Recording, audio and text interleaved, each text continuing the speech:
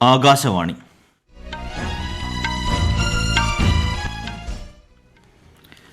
നമസ്കാരം. വാർത്തകൾ വായിക്കുന്നത് സുരേഷ്.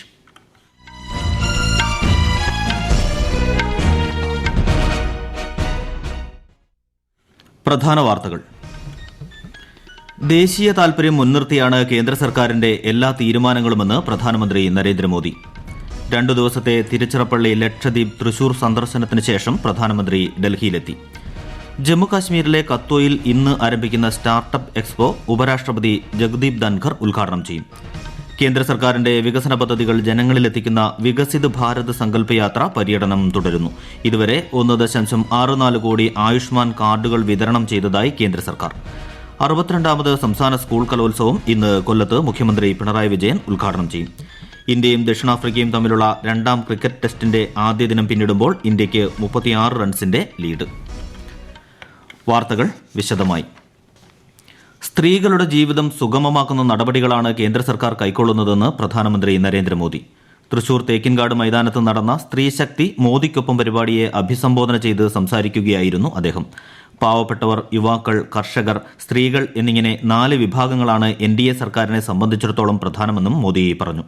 കേരളത്തിൽ വർഷങ്ങളോളം ഭരിച്ച LDF, UDF മുന്നണികൾ സ്ത്രീകളുടെ അവകാശങ്ങളും അടിസ്ഥാന സൌകര്യങ്ങളും നഷ്ടപ്പെടുത്തിയതായി പ്രധാനമന്ത്രി വിമർശനം ഉന്നയിച്ചു. നേരത്തെ ലക്ഷദ്വീപിലെ കവരത്തി ദ്വീപിൽ 1156 കോടി രൂപയുടെ വികസന പദ്ധതികളുടെ ഉദ്ഘാടനവും ശിലാസ്ഥാപനവും പ്രധാനമന്ത്രി നിർവഹിച്ചു.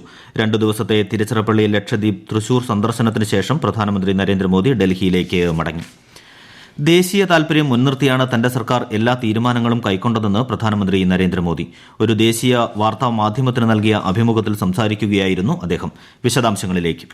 രാജ്യം എന്ന ആശയത്തിലൂടെ എല്ലാ നടപടികളും സ്വീകരിക്കുന്നതിനാൽ ഏത് കടുത്ത തീരുമാനവും തനിക്ക് ബുദ്ധിമുട്ടുള്ളതായി തോന്നുന്നില്ലെന്നും അദ്ദേഹം പറഞ്ഞു. പാവപ്പെട്ടവരുടെ വിശ്വാസമാണ് തന്റെ ഉറപ്പെന്നും പിന്നാക്കം പോയെന്ന് കരുതിയിരുന്ന ഒരു കാലത്ത് നിന്ന് ഇന്ത്യ ഇപ്പോൾ മുന്നേറുകയാണെന്നും പ്രധാനമന്ത്രി പറഞ്ഞു. 2014 താൻ പ്രധാനമന്ത്രിയാകുമ്പോൾ ഇന്ത്യയുടെ സമ്പദ് വ്യവസ്ഥയുടെ വളർച്ച $2 ട്രില്യൺ ആയിരുന്നുവെന്നും 2023-24 അവസാനത്തോടെ ഇന്ത്യയുടെ GDP $3.75 ട്രില്യൺ കൂടുമെന്നും ശ്രീ മോദി പറഞ്ഞു.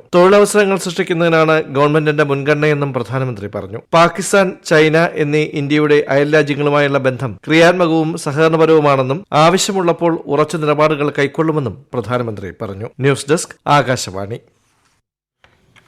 ജമ്മുകാശ്മീരിലെ കത്തോയിൽ ഇന്ന് ആരംഭിക്കുന്ന സ്റ്റാർട്ടപ്പ് എക്സ്പോ ഉപരാഷ്ട്രപതി ജഗദീപ് ധൻഖർ ഉദ്ഘാടനം ചെയ്യും. ഉത്തരേന്ത്യൻ സംസ്ഥാനങ്ങളിൽ നിന്നുള്ള 25 സ്റ്റാർട്ടപ്പുകൾ, ഉൽപ്പന്നങ്ങളും സേവനങ്ങളും മേളയിൽ പ്രദർശിപ്പിക്കും. 6 വനിതാ സംരംഭകരും പരിപാടിയുടെ ഭാഗമാകും. രാജ്യത്തെ സ്റ്റാർട്ടപ്പ് മേഖലയിൽ കഴിഞ്ഞ 9 വർഷങ്ങൾക്കിടെ വലിയ മുന്നേറ്റമുണ്ടായതായി ന്യൂഡൽഹിയിൽ മാധ്യമങ്ങളോട് സംസാരിക്കവെ കേന്ദ്ര ശാസ്ത്ര സാങ്കേതിക മന്ത്രി ജിതേന്ദ്ര സിംഗ് പറഞ്ഞു. കേന്ദ്ര സർക്കാരിന്റെ വികസനക്ഷേമ പദ്ധതികൾ ജനങ്ങളിലേക്ക് എത്തിക്കുന്നതിനായി സംഘടിപ്പിച്ചുവരുന്ന വികസിത് ഭാരത് സങ്കല്പയാത്ര കേരളത്തിൽ പര്യടനം തുടരുന്നു. പരിപാടിയോടനുബന്ധിച്ച് ഗുണഭോക്താക്കൾക്കുള്ള സൌജന്യ പാചകവാതക കണക്ഷൻ വിതരണം, സൌജന്യ രക്തപരിശോധനാ ക്യാമ്പ്, കർഷകർക്കുള്ള ഡ്രോൺ പ്രദർശനം, വീഡിയോ പ്രദർശനം എന്നിവ നടക്കുന്നു. തിരുവനന്തപുരം ജില്ലയിലെ ഗ്രാമീണ മേഖലകളിൽ നാവായിക്കുളം, കരവാരം പഞ്ചായത്തുകളിലാണ് ഇന്നത്തെ പര്യടനം. നഗരപ്രദേശങ്ങളിൽ കേശവദാസപുരം, പട്ടം എന്നിവിടങ്ങളിൽ പര്യടനം നടക്കും. കോട്ടയത്തെ വെള്ളൂർ, ചെമ്പ് ഗ്രാമപഞ്ചായത്തുകളിൽ യാത്ര എത്തും. വെള്ളൂരിൽ രാവിലെ 10:00-ക്കും ചെമ്പിൽ ഉച്ചകഴിഞ്ഞ് 2:30-ക്കും യാത്ര എത്തിച്ചേരും. ജില്ലയിൽ ജനുവരി 17-ന് യാത്ര സമാപിക്കും. എറണാകുളം ജില്ലയിൽ ഇന്ന് രാവിലെ കുന്നത്തുനാട് ഗ്രാമപഞ്ചായത്തിലും ഉച്ചകഴിഞ്ഞ് കിഴക്കമ്പലം ഗ്രാമപഞ്ചായത്തിലും യാത്രാ പര്യടനം നടത്തും. പാലക്കാട് ജില്ലയിലെ അലനല്ലൂർ, വടക്കഞ്ചേരി പഞ്ചായത്തുകളിൽ യാത്ര എത്തും. കണ്ണൂർ ജില്ലയിൽ ഇന്ന് രാവിലെ 10:30-ന് കുഞ്ഞിപ്പള്ളിയിലും ഉച്ചയ്ക്ക് ശേഷം 2:30-ന് പുഴാതിയിലും എത്തിച്ചേരും. ഗ്രാമങ്ങളിലൂടെയുള്ള യാത്ര ഇന്ന് രാവിലെ 10-ന് കോട്ടയം പഞ്ചായത്തിലും ഉച്ചയ്ക്ക് 2:30-ന് പിണറായി പഞ്ചായത്തിലും എത്തും. 2 പഞ്ചായത്തുകളിലും സംഗീത യാദവ് MP പങ്കെടുക്കും. വികസിത് ഭാരത് സങ്കല്പയാത്രയിലൂടെ രാജ്യത്തുടനീളം 1,64,00,000 ആയുഷ്മാൻ കാർഡുകൾ വിതരണം ചെയ്തതായി കേന്ദ്ര സർക്കാർ. ഗുണഭോക്താക്കളുടെ കുടുംബത്തിന് പ്രതിവർഷം 5 ലക്ഷം രൂപയുടെ ആരോഗ്യ പരിരക്ഷ ഉറപ്പുവരുത്തുന്നതാണ് ആയുഷ്മാൻ കാർഡുകൾ. ഉജ്ജ്വല പദ്ധതിയുടെ 10 കോടി തികച്ച ഗുണഭോക്താവായ മീര മാജിക്ക് പ്രധാനമന്ത്രി നരേന്ദ്രമോദി കത്തയച്ചു. രാമക്ഷേത്രം തുറക്കുന്നതിന് മുന്നോടിയായി വിവിധ വികസന സംരംഭങ്ങൾ ഉദ്ഘാടനം ചെയ്യുന്നതിനായി അടുത്തിടെ അയോധ്യയിൽ നടത്തിയ സന്ദർശന വേളയിൽ പ്രധാനമന്ത്രി മീര മാജിയുടെ വീട്ടിലെത്തിയിരുന്നു. അവരുടെ കുടുംബത്തിന് പ്രധാനമന്ത്രി സമ്മാനങ്ങൾ അയച്ചുകൊടുത്തു. മീര മാജിക്കും കുടുംബാംഗങ്ങൾക്കും ശ്രീ മോദി പുതുവത്സരാശംസകൾ നേർന്നു. പ്രധാനമന്ത്രി ഉജ്ജ്വല യോജനയ്ക്ക് കീഴിൽ 9 ലക്ഷത്തിലധികം പേർക്ക് ശുദ്ധമായ പാചക ഇന്ധനം ലഭ്യമാക്കിയതായി കേന്ദ്ര വാർത്താവിനിമയ പ്രക്ഷേപണ മന്ത്രാലയം അറിയിച്ചു. പ്രധാനമന്ത്രി ആത്മനിർഭർ നിധിക്ക് കീഴിൽ 6.79 ലക്ഷത്തിലധികം തെരുവു കച്ചവടക്കാർക്ക് മൂലധന വായ്പ നൽകിയതായി മന്ത്രാലയം അറിയിച്ചു. ഈ വാർത്തകൾ ആകാശവാണിയിൽ നിന്ന്. ആകാശവാണി വാർത്തകളും വാർത്താധിഷ്ഠിത പരിപാടികളും all India radio news Thiruvananthapuram എന്ന യൂട്യൂബ് ചാനലിൽ ലഭ്യമാണ്. കൂടുതൽ വാർത്തകൾക്കായി all India radio news Thiruvananthapuram എന്ന ഫേസ്ബുക്ക് പേജും @AER_TVM എന്ന എക്സ് ഹാൻഡിലും സന്ദർശിക്കാം.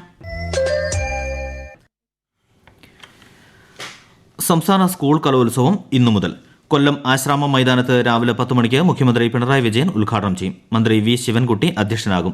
രാവിലെ 9 പൊതുവിദ്യാഭ്യാസ ഡയറക്ടർ എസ് ഷാനവാസ് പതാക ഉയർത്തും. തുടർന്ന് ഗോത്ര കലാവിഷ്കാരവും ഭിന്നശേഷി കുട്ടികളുടെ കലാവിരുന്നും സിനിമാ നടി ആശാ ശരത്തും സ്കൂൾ വിദ്യാർത്ഥികളും അവതരിപ്പിക്കുന്ന സ്വാഗതഗാനത്തിന്റെ ദൃശ്യ ആവിഷ്കാരവും നടക്കും. ജനുവരി 8 വരെ നീളുന്ന മേളയിൽ 14,000-ഓളം വിദ്യാർത്ഥികളാണ് മാറ്റുരയ്ക്കുന്നത്. വിദേശകാര്യമന്ത്രി എസ് ജയശങ്കറിന്റെ 2 ദിവസത്തെ നേപ്പാൾ സന്ദർശനം ഇന്ന് ആരംഭിക്കും. നേപ്പാൾ വിദേശകാര്യമന്ത്രി NP സൌദിന്റെ ക്ഷണപ്രകാരമാണ് സന്ദർശനം. കാഠ്മണ്ഡുവിൽ നടക്കുന്ന ഇന്ത്യ നേപ്പാൾ സംയുക്ത കമ്മീഷന്റെ 7ാമത് യോഗത്തിന് ഇരുവരും അധ്യക്ഷത വഹിക്കും. ഇന്ന് ലോക ബ്രെയിലി ദിനം. കാഴ്ച പരിമിതർക്കായി ബ്രെയിൽ ലിപി കണ്ടുപിടിച്ച ലൂയിസ് ബ്രെയിലിന്റെ ജന്മദിനമായതിനാലാണ് ഈ ദിനം ബ്രെയിലി ദിനമായി ആചരിക്കുന്നത്. വിദ്യാഭ്യാസം, ആശയവിനിമയം എന്നിവയിൽ ബ്രെയിൽ ലിപിയിൽ ചെലുത്തിയ നിർണായക സ്വാധീനം കണക്കിലെടുത്താണ് ഐക്യരാഷ്ട്ര സംഘടന എല്ലാ വർഷവും ജനുവരി 4 ബ്രെയിലി ദിനമായി ആചരിക്കുന്നത്. സംസ്കൃതം, അറബി, ചൈനീസ്, ഹീബ്രു, സ്പാനിഷ് തുടങ്ങി നിരവധി ഭാഷകളിൽ ബ്രെയിൽ ലിപി ഉപയോഗിക്കുന്നുണ്ട്. രാജ്യത്തിന്റെ വിവിധ ഭാഗങ്ങളിൽ ദിനാചരണത്തിന്റെ ഭാഗമായി നിരവധി പരിപാടികളും നടക്കുന്നുണ്ട്. ഈ മാസം 8 മുതൽ 12 വരെ ഹൂബ്ലിയിൽ നടക്കുന്ന കാഴ്ച പരിമിതരായ വനിതകളുടെ ദേശീയ 2020 ക്രിക്കറ്റ് ടൂർണമെന്റിനുള്ള കേരള ടീമിനെ പ്രഖ്യാപിച്ചു. കെ സാന്ദ്ര ഡേവിസ് ക്യാപ്റ്റനായി 14-അംഗ ടീമാണ് കേരളത്തെ പ്രതിനിധാനം ചെയ്യുന്നത്. ഇന്ത്യയും ദക്ഷിണാഫ്രിക്കയും തമ്മിലുള്ള 2ാം ക്രിക്കറ്റ് ടെസ്റ്റിന്റെ ആദ്യ ദിനം പിന്നിടുമ്പോൾ ഇന്ത്യയ്ക്ക് 36 റൺസിന്റെ ലീഡ്. 2ാം ഇന്നിംഗ്സ് ബാറ്റിംഗ് തുടങ്ങിയ ദക്ഷിണാഫ്രിക്കയ്ക്ക് 3 വിക്കറ്റുകൾ നഷ്ടമായിരുന്നു. വേൾഡ് ടെസ്റ്റ് ചാമ്പ്യൻഷിപ്പിൽ മുന്നേറാൻ ശ്രമിക്കുന്ന ഇന്ത്യയ്ക്ക് ഈ മത്സരം ജയിക്കേണ്ടത് അത്യാവശ്യമാണ്. ആദ്യത്തെ ടെസ്റ്റ് ദക്ഷിണാഫ്രിക്ക ജയിച്ചിരുന്നു. 2023 മികച്ച 2020 അന്താരാഷ്ട്ര കളിക്കാരിൽ 8 പേർ ICC അവാർഡുകൾക്കായുള്ള ഇന്റർനാഷണൽ ക്രിക്കറ്റ് കൌൺസിലിന്റെ ചുരുക്കപ്പട്ടികയിൽ ഇടം നേടി. ഇന്ത്യയുടെ സൂര്യകുമാർ യാദവ്, ന്യൂസിലൻഡിന്റെ മാർക്ക് ചാപ്മാൻ, ഉഗാണ്ടയുടെ അൽപേഷ് രംജാനി, സിംബാബ്വേയുടെ സിക്കന്ദർ റാസ എന്നിവരെ ICC പുരുഷ 2020 ക്രിക്കറ്റ് ഓഫ് ദി ഇയർ ചുരുക്കപ്പട്ടികയിലേക്ക് തിരഞ്ഞെടുത്തു. ശ്രീലങ്കയുടെ ചാമരി അട്ടപ്പട്ടു, ഇംഗ്ലണ്ടിന്റെ സോഫി എക്സസ്റ്റോൺ, വെസ്റ്റ് ഇൻഡീസിന്റെ ഹെയ്ലി മാത്യൂസ്, ഓസ്ട്രേലിയയുടെ എല്ലിസ് പെറി എന്നിവരാണ് വനിതകളുടെ ചുരുക്കപ്പട്ടികയിലുള്ളത്. പഞ്ചാബ്, ഹരിയാന, ഉത്തർപ്രദേശ്, രാജസ്ഥാൻ എന്നിവിടങ്ങളിലെ ചില ഭാഗങ്ങളിൽ അതിശൈത്യം തുടരാൻ സാധ്യതയുണ്ടെന്ന് കേന്ദ്ര കാലാവസ്ഥാ വകുപ്പ് അറിയിച്ചു. മധ്യകിഴക്കൻ ഇന്ത്യയുടെ പല ഭാഗങ്ങളിലും കുറഞ്ഞ താപനില 2 മുതൽ 3 ഡിഗ്രി സെൽഷ്യസ് വരെ ആകാൻ സാധ്യതയുണ്ടെന്ന് അറിയിപ്പിൽ പറയുന്നു. കേരളത്തിൽ ഇന്ന് എറണാകുളം, തൃശൂർ ജില്ലകളിൽ ഒറ്റപ്പെട്ട ഇടങ്ങളിൽ ഇടിമിന്നലോടുകൂടിയ മഴയ്ക്കും ശക്തമായ കാറ്റിനും സാധ്യതയുണ്ടെന്ന് കേന്ദ്ര കാലാവസ്ഥാ വകുപ്പ് അറിയിച്ചു. UAE മധ്യസ്ഥതയിൽ നടന്ന ചർച്ചകൾക്ക് ശേഷം 5 മാസത്തെ യുദ്ധത്തടവുകാരുടെ ആദ്യ കൈമാറ്റം പ്രഖ്യാപിച്ച് യുക്രൈനും റഷ്യയും. ഇരുവശത്തു നിന്നും 200-ലേറെ പേരെ മോചിപ്പിച്ചു. 248 സൈനികരെ യുക്രൈൻ കൈമാറിയതായി റഷ്യൻ പ്രതിരോധ മന്ത്രാലയം അറിയിച്ചപ്പോൾ 6 സിവിലിയന്മാരും 224 സൈനികരുമടക്കം 230 പേരെ തിരികെ എത്തിച്ചതായി യുക്രൈൻ വ്യക്തമാക്കി. ഇതുവരെ രേഖപ്പെടുത്തിയതിൽ വെച്ച് ഏറ്റവും വലിയ സൈനിക കൈമാറ്റമാണ് ഇതിലൂടെ നടന്നത്. ഇറാനിൽ ഒരു ചടങ്ങിനിടെ നടന്ന 2 സ്ഫോടനങ്ങളിൽ 100-ലധികം പേർ കൊല്ലപ്പെട്ടു. നിരവധി പേർക്ക് പരിക്കേറ്റു. ഇറാനിലെ തെക്ക് കിഴക്കൻ നഗരമായ കെർമനിൽ പ്രമുഖ നേതാവായിരുന്ന സുലൈമാനിയുടെ ചരമവാർഷിക ചടങ്ങിനിടെയാണ് സംഭവം നടന്നത്. 2020-ൽ US-ന്റെ ഡ്രോൺ ആക്രമണത്തിലാണ് സുലൈമാനി കൊല്ലപ്പെടുന്നത്. ഹമാസ് ഉപനേതാവ് കൊല്ലപ്പെട്ടതോടെ ലെബനനിൽ സംഘർഷം വ്യാപിച്ചു. ഇതേ തുടർന്ന് ഇസ്രായേൽ സൈന്യം ഗാസ മുനമ്പിൽ ബോംബാക്രമണം നടത്തി. ഹമാസ് ഉപമേധാവി അരൂരി കൊല്ലപ്പെട്ടതോടെ പലസ്തീനിൽ നിരവധി പേർ പ്രതിഷേധവുമായി രംഗത്തിറങ്ങി. സംസ്ഥാന ഉത്തരവാദിത്ത ടൂറിസം മിഷനും യുണൈറ്റഡ് നേഷൻ വിമൻസിന്റെയും സംയുക്ത ആഭിമുഖ്യത്തിൽ കുമരകത്ത് നടത്തുന്ന സ്ത്രീ സൌഹാർദ്ദ ടൂറിസം പദ്ധതിയുടെ പ്രവർത്തന ഉദ്ഘാടനം ഇന്ന് മന്ത്രി VN വാസവൻ നിർവഹിക്കും. ഏകദേശം 1.2 കോടി രൂപ വിലമതിക്കുന്ന മയക്കുമരുന്നുമായി 2 പേരെ മുംബൈ പോലീസിന്റെ ആന്റി നാർക്കോട്ടിക് സെൽ അറസ്റ്റ് ചെയ്തു. 2.96 കിലോഗ്രാം ചരസാണ് ഇരുവരും കൈവശം വച്ചിരുന്നത്. പ്രധാന വാർത്തകൾ വീണ്ടും. ദേശീയ താൽപര്യം മുൻനിർത്തിയാണ് കേന്ദ്ര സർക്കാരിന്റെ എല്ലാ തീരുമാനങ്ങളുമെന്ന് പ്രധാനമന്ത്രി നരേന്ദ്രമോദി. 2 ദിവസത്തെ തിരുച്ചിറപ്പള്ളി, ലക്ഷദ്വീപ്, തൃശൂർ സന്ദർശനത്തിന് ശേഷം പ്രധാനമന്ത്രി ഡൽഹിയിലെത്തി. ജമ്മുകാശ്മീരിലെ കത്തോയിൽ ഇന്ന് ആരംഭിക്കുന്ന സ്റ്റാർട്ടപ്പ് എക്സ്പോ ഉപരാഷ്ട്രപതി ജഗദീപ് ധൻഖർ ഉദ്ഘാടനം ചെയ്യും. കേന്ദ്ര സർക്കാരിന്റെ വികസന പദ്ധതികൾ ജനങ്ങളിലെത്തിക്കുന്ന വികസിത് ഭാരത് സങ്കല്പ യാത്ര പര്യടനം തുടരുന്നു. ഇതുവരെ 1.64 കോടി ആയുഷ്മാൻ കാർഡുകൾ വിതരണം ചെയ്തതായി കേന്ദ്ര സർക്കാർ. 62ാമത് സംസ്ഥാന സ്കൂൾ കലോത്സവം ഇന്ന് കൊല്ലത്ത് മുഖ്യമന്ത്രി പിണറായി വിജയൻ ഉദ്ഘാടനം ചെയ്യും.